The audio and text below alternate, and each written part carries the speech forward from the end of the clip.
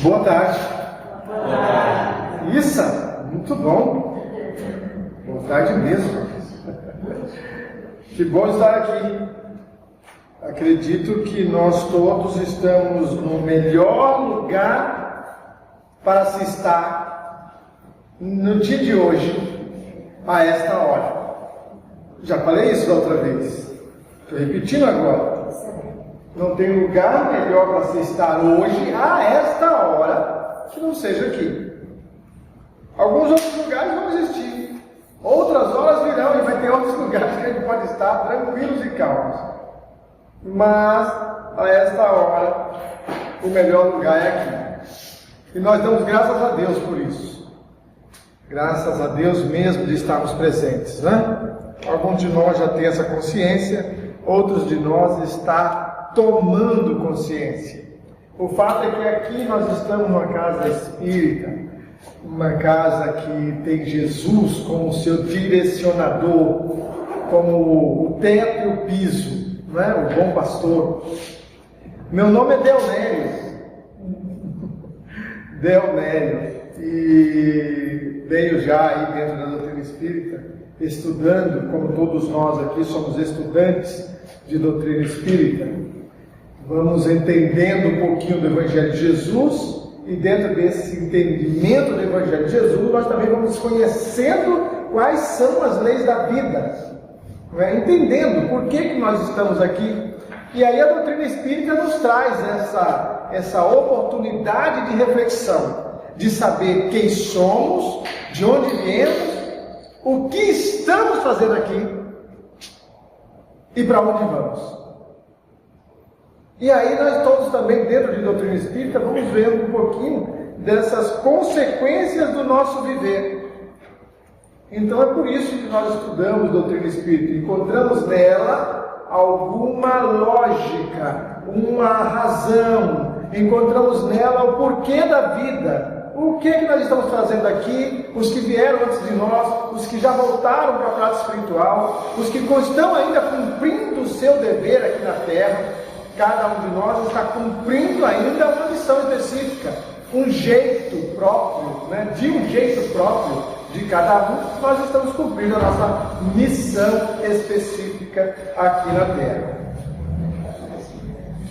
Hoje nós trouxemos um tema chamado vontade. Esse tema ele foi inspirado, para quem tiver o livro, e quem não tiver depois pode pesquisar na internet. O nome do livro é O Problema do Ser, do Destino e da Dor. O autor desse livro é Leon Denis. Ele escreveu esse livro, ou seja, esse livro foi lançado no ano de 1900, ou seja, 125 anos atrás. E Leon Denis é considerado o filósofo da doutrina espírita. É aquele continuador de Kardec. Kardec desencarnou em 1859, Leon Denis já era nascido, e aí ele cresce, encontra a doutrina espírita. Na doutrina espírita ele se fortalece no entendimento da vida, e ele então passa a ser um estudioso e um pesquisador da doutrina e da questão de vidas anteriores e depois as posteriores da que nós estamos tendo aqui hoje. E ele então se torna essa pessoa, esse pensador, que traz diversas verdades para que nós possamos consolidar nosso entendimento. Bom, Leon Denis então escreveu O Problema do Ser, do Destino e da Dor. Neste livro, nós temos alguns tópicos. Do meio para o fim do livro, um pouco mais do meio, tá? Para o fim do livro, ele traz para nós as potências da alma. Ele fala sobre as potências da alma. Leon Denis, através da sua pesquisa e do seu entendimento, ele identificou algumas das potências da alma, das quais não é possível evoluir. Nenhum ser criado por Deus vai evoluir sem passar por esses caminhos. E que caminhos são esses? O que é necessário desenvolver? Ele diz o seguinte: essas potências que a alma traz precisam ser desenvolvidas para que o ser criado por Deus evolua. E quais são essas potências? A vontade, a consciência, o livre-arbítrio, o pensamento, o amor e a dor. Olha que coisa! Essas 6 são as potências, no mínimo essas 6. Pode existir outras. Ele só diz que essas, com certeza, ninguém evolui sem passar por elas. É necessário que elas se desenvolvam, que elas ajam para que o ser evolua. Tá bom.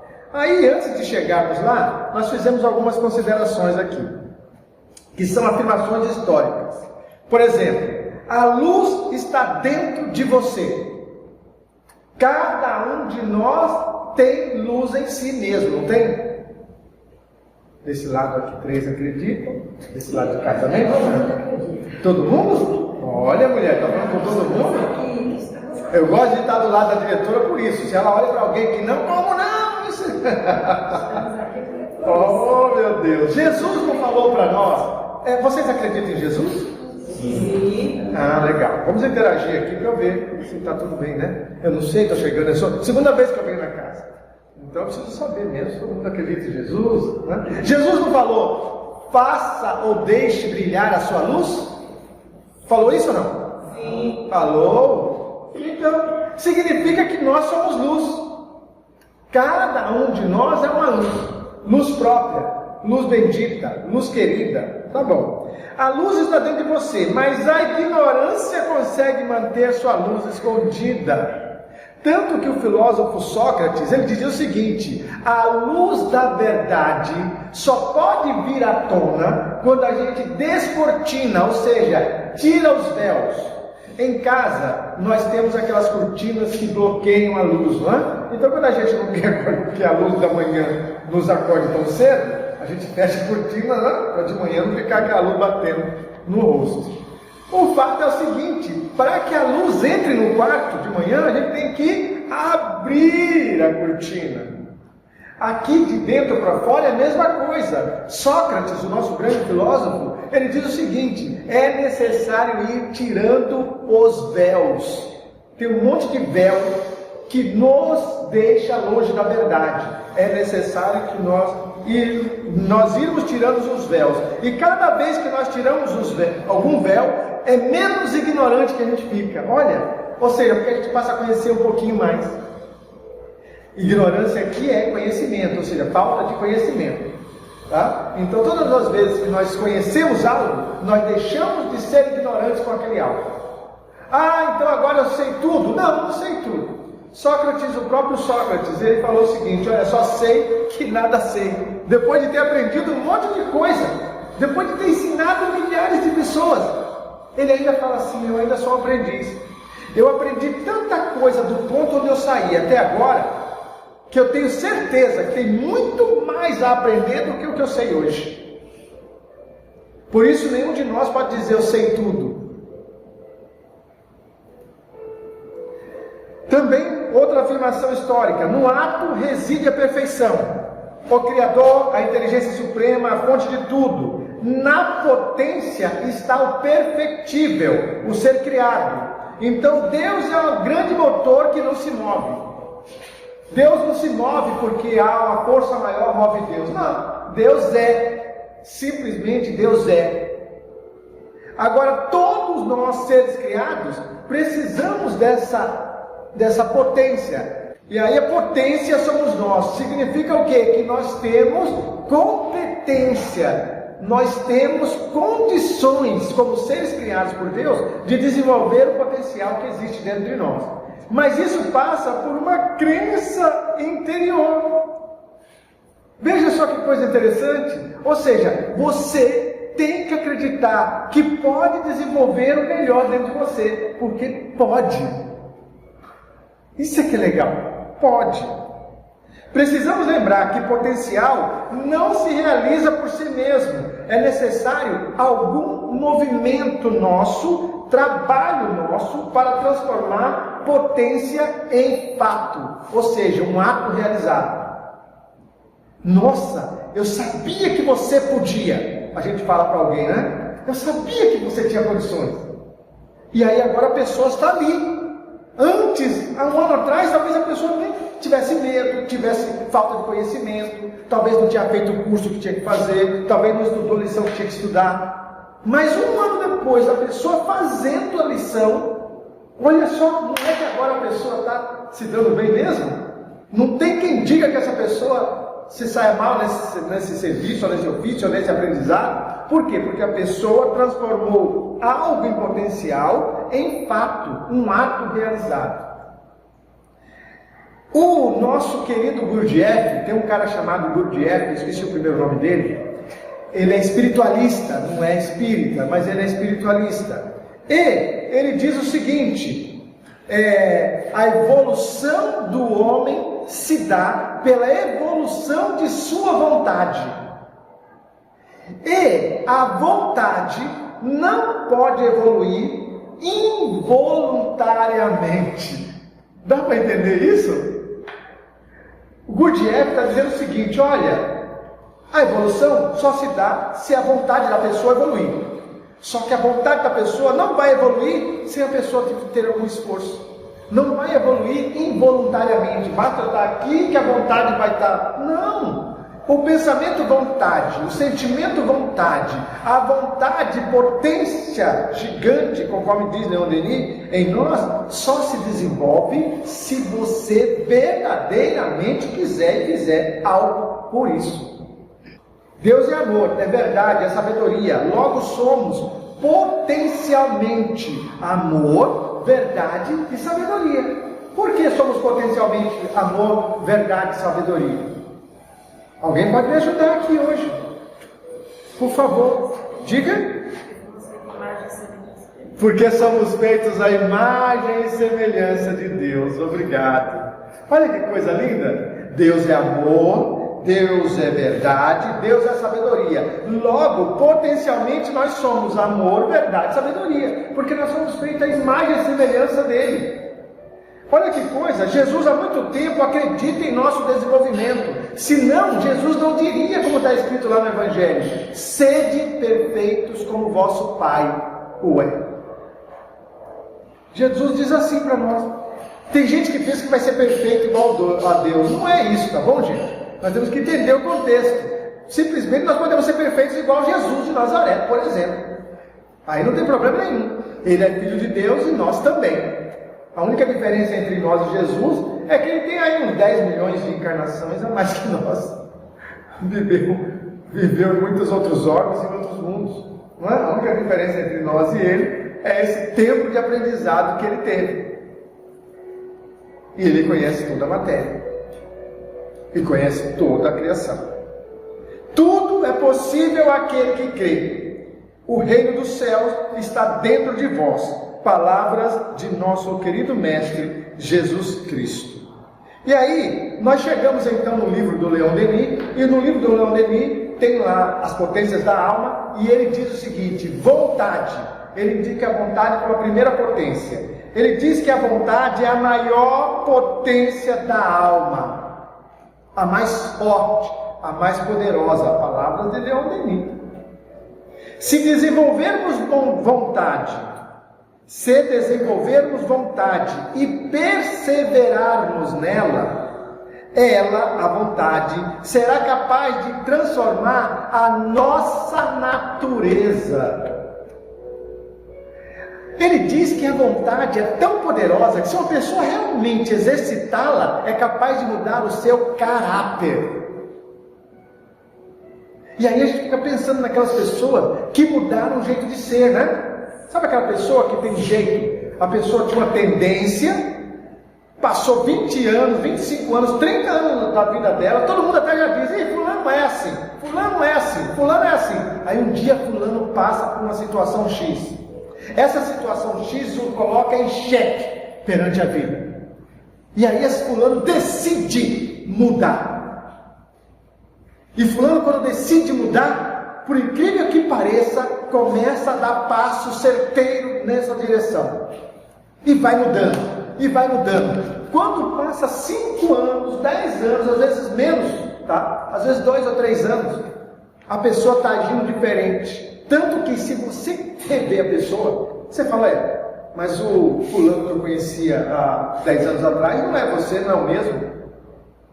Você nem acredita na mudança. Pessoas que não acompanharam ele mudando, não acreditam nele ou nela, na mudança que eles realizaram. Por causa do exercício da vontade. Por algum motivo ele decidiu isso. Desenvolvendo a vontade, vai vencer obstáculos, dominar os seus impulsos, seus arrastamentos, a matéria, as doenças e até a morte. Pelo exercício da vontade. Uau! A vontade dirige os nossos pensamentos, cria as situações, e se soubermos nos concentrar em Deus, a vontade fará com que nosso pensamento se afine à vontade de Deus. Encontre frequência similar. Vontade. O exercício sublime da vontade. A vontade é a maior de todas as potências, diz Leon Denis. É um poderoso imã, dá ânimo aos recursos vitais. Atua no fluido cósmico, nos corpos sutis. E aí, só para nós sabermos aqui, quem estuda a doutrina espírita, nós sabemos que existem 3 princípios. Deus, o magnânimo, o supremo, tá? Nada além dele. E a partir dele, um outro princípio que é o espiritual e um princípio material. Então nós temos essa trindade dentro da doutrina: Deus, espírito e matéria. Esse fluido cósmico é de onde derivou tudo que a gente chama de matéria. A luz que está iluminando aqui, o ar que a gente respira, a água dos mares, dos rios, nossos corpos, a cadeira que nós sentamos, a roupa que nós vestimos, o pelo do nosso corpo, tudo é derivado do fluido cósmico. Ah, mas tem o que mais? Tem algo também interessante. Dentro da doutrina espírita a gente estuda. Corpo espiritual, que nós chamamos, Paulo de Tarso é que fala corpo espiritual. Nós chamamos de perispírito. Interessante isso. Mas o fato é que também ele é semimaterial. Ele é extraído do fluido cósmico, mas tão quintessenciado e tão misturado às questões do espírito, a centelha divina, que ele não tem mais as mesmas propriedades quando ele está ali transformado em perispírito. Mas é interessante. Então, Leon Denis está dizendo que a nossa vontade atua nesse fluido cósmico. Eu acabei de dizer que o fluido cósmico, ele é o que dá origem a tudo que nós chamamos de matéria. Só não dá origem para o espírito porque nós temos um princípio espiritual. O espírito é uma coisa, a matéria é outra coisa. E se a vontade pode influenciar essa matéria, significa que ela pode transformá-la de muitas maneiras. Muitas maneiras. Alguns de nós têm competência adquirida para fazer isso. Outros não. E aí o que diferencia um do outro? Segundo o espírito de Miramês vai falar lá no livro do Filosofia Espírita, de onde eu tirei, mas tem um irmão, deixa eu ver, só para dizer, João Nunes Maia. João Nunes Maia, que foi quem psicografou Miramês, e Miramês diz que é o seguinte: tudo bem, o poder da vontade realiza prodígios. Para termos uma vontade poderosa, porém, é necessário que se faça o alcance da maturidade espiritual. Então Miramês está dizendo o seguinte: verdadeiramente, vontade é um grande poder. Porém, vontade só tem mesmo quem tem maturidade espiritual. Quanto maior a maturidade de alguém, espiritualmente falando, mais poder tem a sua vontade.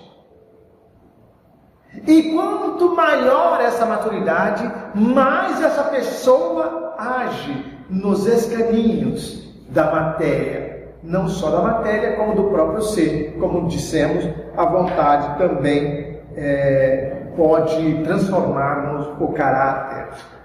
Ok, vontade. Leon Denis ainda continua dizendo o seguinte: o princípio superior, o motor da existência é a vontade. Olha que coisa, nós estamos aqui pelo seguinte: o amor de Deus e a vontade de Deus em nos criar. Portanto, se conseguirmos ajudar aos nossos descendentes, nossos filhos, nossos entes queridos, nossos semelhantes, a terem vontade na vida, podemos ter certeza de que uma vez que eles tenham vontade na vida, de fazer a vida valer a pena, está tudo certo. Eles vão caminhar, eles vão fazer o resto. Não precisamos mais ficar vigiando ninguém. A pessoa agora tem a vontade, já tem o discernimento. E aí depois uma das outras potências é a consciência, não é? Ele vai falar disso, nós não vamos falar aqui agora, mas ele fala disso depois. A pessoa adquiriu consciência de que é necessário ter vontade. Tá bom. Vamos lá. A maior tragédia que pode nos acontecer não é a morte. A maior tragédia é viver uma vida sem propósito. Isso não é de Leon Denis, mas nós adicionamos aqui. Por quê? Porque viver sem propósito é já ter praticamente matado a sua vontade. Porque tem gente que mata a vontade. Tem gente que não deixa a vontade florescer. Tem gente que se entrega. Tem gente que não faz com que sua vida valha a pena por falta de vontade. Leon Denis diz o seguinte: pede para que creiamos em nós. Leon Denis no livro diz assim: crê em você, crê em Deus, crê em você. Jesus também diz isso, né? Lá em João, Jesus também fala: olha, crede em Deus, crede também em mim. Ele fala para os apóstolos: crê em Jesus Cristo. Agora ele também dá poder aos apóstolos para quando eles estiverem afinados com os mandamentos que Jesus deu, que eles produzam, façam as mesmas coisas que ele, e até mais. Sabei, diz Leon Denis, sabei que todo homem pode ser bom e feliz. Para vir a ser bom e feliz, basta que o queira com energia e constância. Ou seja, você vai constantemente, o suficientemente de vezes, querer ser diferente, querer ser melhor, querer estar bem. E aí você vai começar a conhecer quais são os mecanismos da matéria. Lembra que nós falamos de maturidade espiritual? Maturidade vem com experiência e conhecimento. Então, por exemplo, se eu quero tingir minha roupa de amarelo, alguém aqui já tingiu um tecido? Já? Já tingiu? Alguém mais já tingiu? Já tingiram também? O tecido? Então como é que a gente faz para tingir o tecido? Água fervente e o fogo. Água fervente. E fogo é o pigmento. Compra um pigmento. Compra um pigmento. Põe na água fervente. E depois? Põe o pano que a gente quer tingir. E tem que ficar por algum tempo? Mexendo. Fica mexendo? E por que tem que ficar mexendo? Para poder pigmentar. Para a cor entrar na roupa. Para a cor entrar no tecido? O pigmento entrar no tecido? Isso. E tem que ficar quanto tempo nisso, mexendo? Até a vontade. Até o quê? A vontade passar. Até a nossa vontade de passar? Até a nossa Não entendi. Não tem um tempo? Eu não posso colocar e tirar em 1 minuto? Ou 2? Não, tem nas instruções. Instruções está onde? O pigmento que você comprar, tem instruções. Ah, quem fabricou o pigmento escreveu lá que ele vai ter uma boa ação com tantos minutos, é isso? Ah, bom. Então isso é interessante, não é interessante? Agora, se nós não tivermos esse conhecimento, nossa roupa não ia sair bem tingida. Talvez não tingisse tudo por inteiro. Talvez ia ficar uma parte mais clara, uma parte mais escura. Não é isso? É assim que é ou não, gente? Então, nós estamos aqui buscando conhecimento das questões da vida, porque é assim. Tem coisas que realmente nós não sabemos, apenas a tua fé te curou. Não tínhamos nem conhecimento.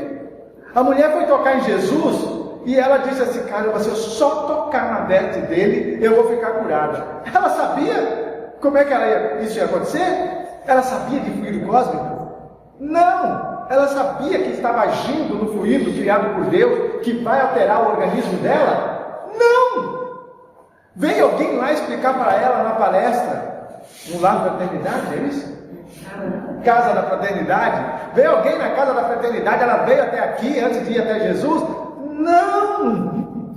Ela não sabia como ia acontecer. Ela só sabia que ia acontecer pela fé. Agora vamos supor que ela soubesse como acontece. A cura se daria também? Daria ou não? Sim, porque ela ia saber do manual do pigmento. Ela ia saber que tinha que ir até aquela pessoa, porque aquela pessoa tem o magnetismo necessário para ajudar a vontade dela a curar o organismo dela. Dá para entender o que eu estou dizendo? Ou seja, quanto mais nós tivermos conhecimento, mais os milagres, entre aspas, vão acontecer conosco. Porque agora nós vamos saber fazer.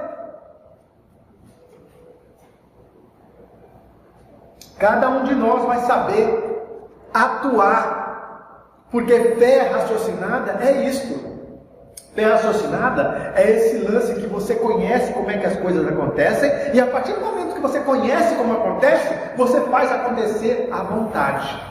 Ou pelo menos você vai ter um manual para saber o que é preciso para fazer acontecer. Quando a gente toma um passe aqui, a gente está crendo que um fluido está vindo a nosso favor. Existe um fluido aqui magnético. Algumas pessoas já sabem disso, sabem como é que acontece, sabem que nós estamos aqui envoltos nesse. André Luiz diz, usando também de vontade, que nós somos co-criadores em plano menor. Está lá no livro Evolução em Dois Mundos, tá? E em Mecanismo da Mediunidade também. Co-criadores em plano menor. Porque existem co-criadores em plano maior. Esses co-criadores em plano maiores são os espíritos, os benevolentes. São esses espíritos que tomam conta de mundos, de planetas, ou de áreas inteiras, de países. Nós aqui podemos pelo menos criar dentro da nossa vida. Somos co-criadores em plano menor. Ou seja, o que o meu pensamento reverbera é o mundo em que eu estou vivendo, ou seja, são as situações de vida que eu estou vivendo. Ninguém está vivendo nada que não esteja de acordo com a sua vibração espiritual. Olha que coisa! Não tem como. Está dentro de sua vibração espiritual. Ah, mas eu posso mudar isso? Pode! Vamos ver mais adiante. Lá no Evangelho de João tem algo interessante. Jesus está lá conversando no capítulo 10, tá? Para quem tem o Novo Testamento, capítulo 10 do Evangelho de João. Jesus está conversando lá com o pessoal e ele diz: eu e o Pai somos um. Quando ele diz isso, alguns hebreus lá, os judeus da época, tá? Queriam pegar pedra e jogar nele. E aí foram apedrejar, uns queriam dar tapa nele, aquelas coisas todas. E ele respondeu: tenho-vos mostrado muitas obras boas. Por qual destas obras vão me apedrejar? E eles disseram que não é por causa das obras, mas por ele ser um blasfemo, porque está dizendo que ele mesmo é Deus. Aí Jesus fala para ele: vem cá, não está escrito na vossa lei, eu disse, sois deuses? Isso está onde? Está lá no Salmo 81, para quem tem Velho Testamento em casa, no Salmo 81, que era a lei que aqueles judeus seguiam, não é? Nós temos lá um Salmo de Asaf. Eu tenho o Salmo. Isso. Asaf. Um dos salmos de Asaf, e ele diz lá no Salmo 81, levanta-se Deus na Assembleia Divina, entre os deuses profere o seu julgamento. Até quando vão julgar iniquamente? É o salmista que está falando. Defendei o oprimido, defendei o órfão, fazei justiça ao humilde e ao pobre. E aí, o salmista fala que eles não querem saber nem compreender, andam nas trevas, vacilam fundamentos da terra. Aí, o Senhor diz a esses deuses, né? Porque aqui ele fala, o meu Deus, tá? Na Assembleia, fala para os outros deuses. Deuses minúsculo aqui, deuses minúsculo. Embora no original a palavra em hebraico era a mesma, só que ela depende do contexto. Um é o Deus Pai, o único, o poderoso, o todo-poderoso, e o outro são esses deuses que ele diz que são pessoas incumbidas por eles, que têm também competência, ou foi identificado neles a competência de julgar os outros. Então eles eram juízes, tá? Então aí ele diz depois, no versículo 6 lá do Salmo 81, eu disse, o próprio Deus disse, pelo menos é isso que o salmista está dizendo, sois deuses, sois todos filhos do Altíssimo. E aí nós vamos entender agora Jesus. Quando Jesus diz, olha, não está escrito na sua lei, eu disse, sois deuses? Então, se isso está dirigido, a palavra de Deus dirigida, e a Escritura não pode ser anulada, aquele a quem o Pai santificou, agora eu estou voltando em João, no capítulo 10, Jesus dizendo, aquele a quem o Pai santificou, e enviou ao mundo, vocês estão dizendo que blasfema? Simplesmente porque eu estou dizendo que sou filho de Deus? Olha que coisa interessante. Jesus está usando o Salmo 81 para dizer para eles, veja bem, vocês estudaram isso na lei, é isso que vocês seguem, vocês têm isso como verdade. E lá está escrito, vós sois deuses, sois todos filhos do Deus Altíssimo. Então o Filho de Deus é esse colocado como Deus menor, Deus com B mais minúsculo, não é? Ou seja, essa pessoa que tem um potencial também de discernir bem e de fazer justiça. Olha que coisa! Só que vocês não estão agindo assim, vocês estão fazendo errado. E agora Jesus usa essa palavra para dizer, é por isso que vocês estão se escandalizando com isso. E aí a turma, quando ele falou isso, a turma de novo quis prender ele e bater nele. No mesmo Evangelho de João, no capítulo 14, ele diz o seguinte, crede-me que estou no Pai, e o Pai em mim. Crede-me ao menos por causa das mesmas obras.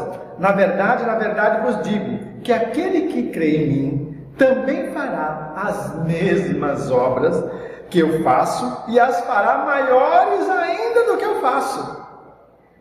Porque eu vou para o meu Pai, e tudo quanto pedirdes em meu nome, Jesus falando para os apóstolos e para os discípulos, tudo quanto pedirdes em meu nome, eu o farei, para que o Pai seja glorificado no Filho.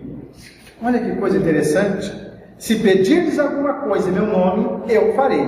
Se me amais, guardai os meus mandamentos. E aqui está a consequência. Quer dizer que qualquer um que pede alguma coisa para Deus em nome de Jesus vai alcançar? Só se amar a Ele, amar mesmo, e guardar os seus mandamentos. Dá para entender o contexto? É esse nosso exercício aqui.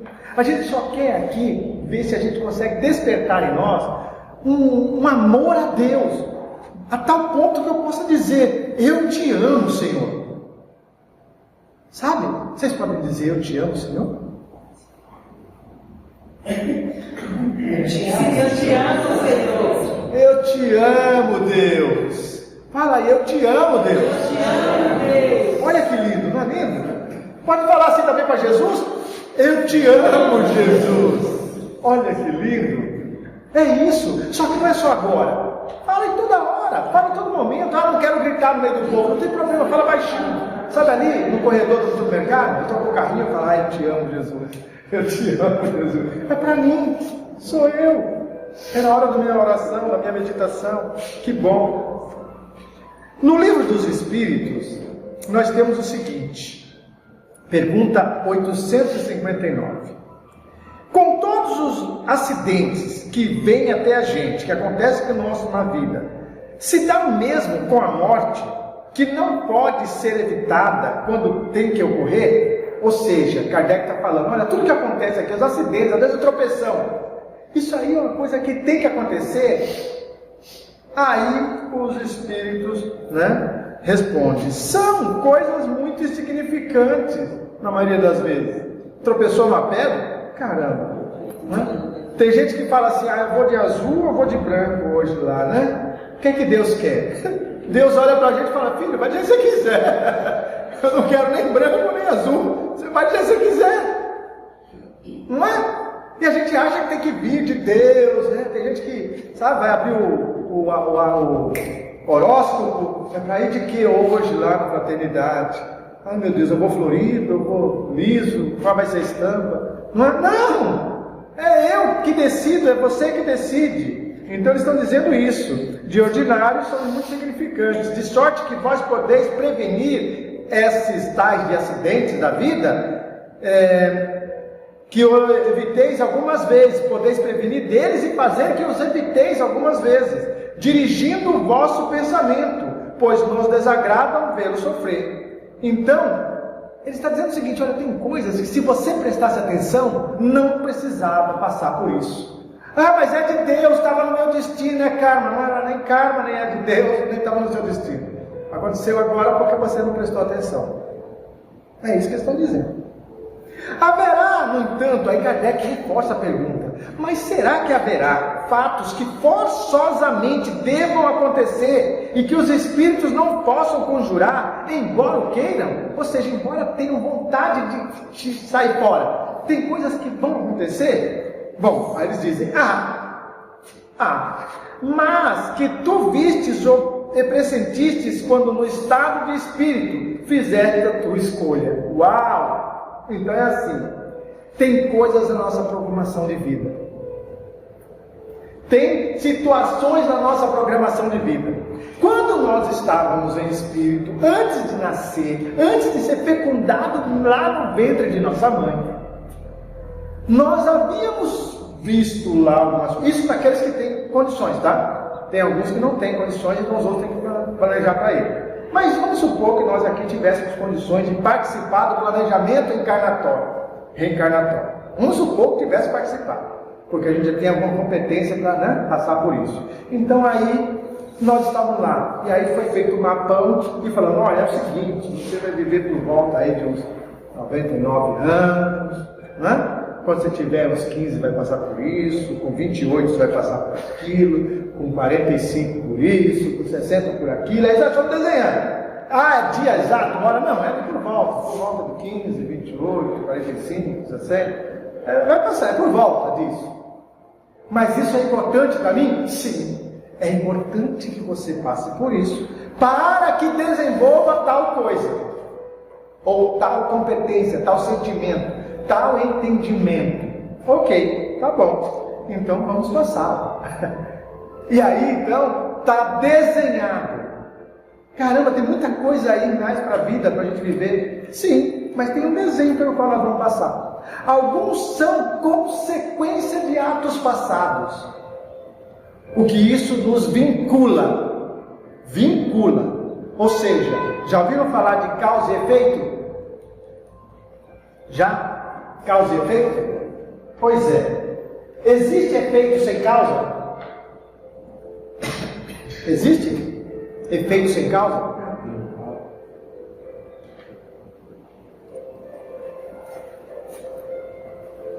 Não existe. Existe causa sem efeito? Não existe também. Também não. Ou seja, todos os nossos atos terão uma consequência. E ninguém está vivendo nada que não tenha tido uma causa anterior. Olha que coisa. Então tem situações que nos vinculam. Agora outras situações são ordinárias, são comuns, vai passando. Entendeu? São coisas aí. Umas foram por falta de atenção, outras são nossas escolhas no dia a dia. Ok. Não creais, continuam os espíritos para Kardec. Não creais, entretanto, que tudo que sucede esteja escrito, como costumo dizer. Um acontecimento qualquer pode ser a consequência de um ato que praticaste por tua livre vontade, de tal sorte que, se não o houvesses praticado, o acontecimento não seria dado. Ou seja, pelo exercício de suas escolhas e sua vontade, é que tal coisa está acontecendo. E aí tem uma pergunta e uma resposta maravilhosa também dentro do Livro dos Espíritos, os quais nós vamos encerrar aqui nossa participação. A pergunta 909 do Livro dos Espíritos, para quem está estudando doutrina espírita, diz o seguinte: poderia sempre o homem, pelo seu próprio esforço, vencer as suas más inclinações?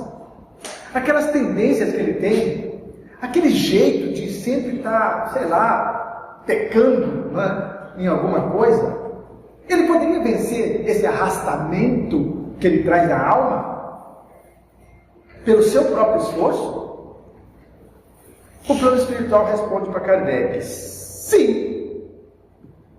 Sim.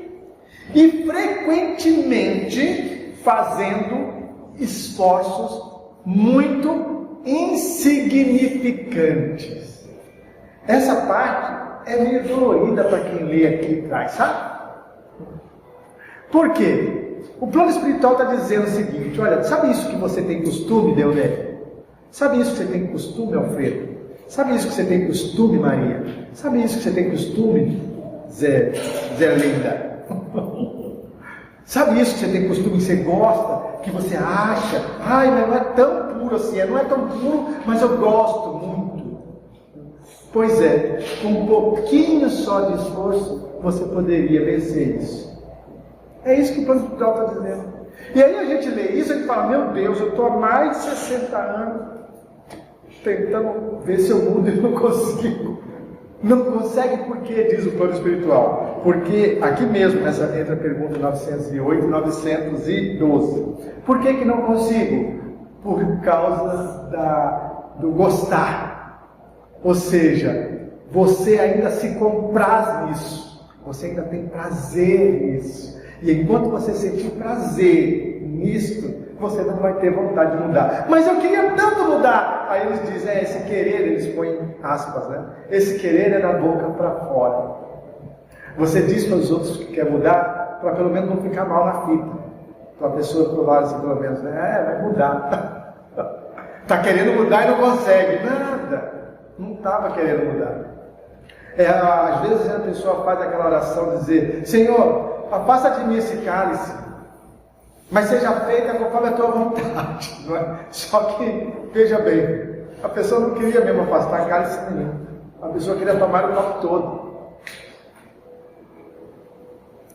O plano espiritual, na pergunta 909, ela complementa a resposta dizendo que, sim, frequentemente fazendo esforços muito significantes. O que lhe falta é a vontade.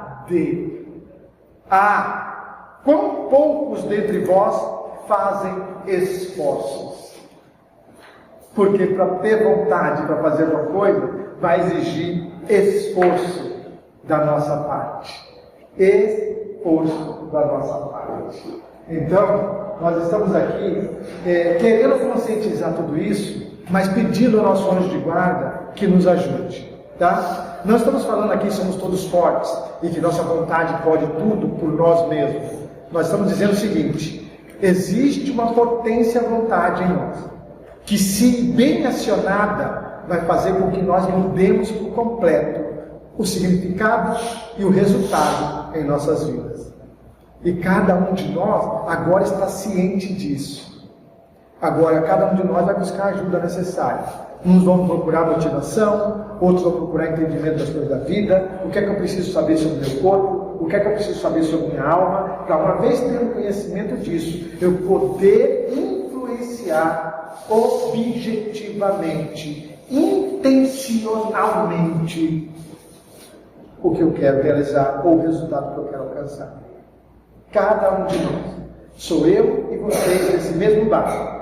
Porque tem coisas que eu falo: Deus, como é possível? Eu queria tanto fazer, mas eu não estou fazendo. E o Senhor deve estar olhando lá de cima e está falando: eu sei que você não está fazendo, porque ainda você queria de um modo muito débil, como diz o plano espiritual também no Livro dos Espíritos. Nossa vontade é débil. Então fortaleçamos nossa vontade. Jesus, ajuda-nos nessa intenção, para que nós possamos praticar melhor isso. É isso, minha querida, acabou faz um tempo, eu só estou aqui falando agora, dizendo obrigado. Boa tarde.